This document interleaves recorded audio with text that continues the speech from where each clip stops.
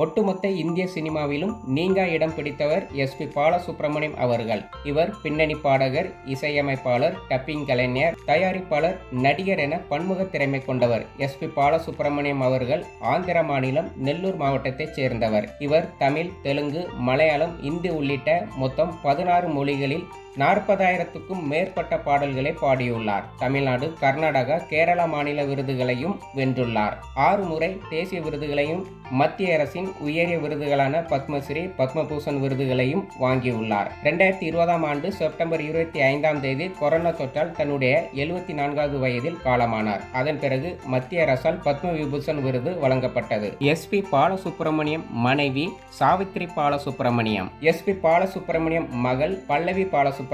இவர் இசை பயிற்சி பெற்ற பாடகியாகவும் மேடை கலைஞராகவும் இருக்கிறார். எஸ்.பி. பாலசுப்ரமணியம் தங்கை எஸ்.பி. சைலஜா. எஸ்.பி. சைலஜா பாடகியாகவும் வாய்ஸ் ஆர்டிஸ்டாகவும் ஒரே ஒரு படத்தில் கதாநாயகியாகவும் நடித்துள்ளார். இவர் தமிழ், தெலுங்கு, கன்னடம், மலையாளம், இந்தி உள்ளிட்ட மொழிகளில் 10,000க்கும் மேற்பட்ட பாடல்களை பாடியுள்ளார். எஸ்.பி. சைலஜா கணவர் சுபலேகா சுதாகர். இவர் தமிழ், தெலுங்கு உள்ளிட்ட 20 படங்களில் நடித்துள்ளார். எஸ்.பி. பாலசுப்ரமணியம் மகன் எஸ்.பி.பி. சரண். எஸ்.பி.பி. சரண் பாடகராகவும், நடிகராகவும், தயாரிப்பாளராகவும் இருக்கிறார். இவர் தமிழ், தெலுங்கு, கன்னடம் உள்ளிட்ட கிட்டத்தட்ட 15 படங்களை தயாரித்துள்ளார். 15 படங்களில் நடித்துள்ளார். மேலும் எஸ்.பி.பி. சரண் டெலிவிஷன் நிகழ்ச்சிகளிலும் கலந்து கொண்டு வருகிறார். எஸ்.பி.பி. சரண் மனைவி அபர்ணா சரண். எஸ்.பி.பி. சரணுக்கு ஜனவி, முயகா என 2 இரட்டை பெண் குழந்தைகள் இருக்கிறார்கள்.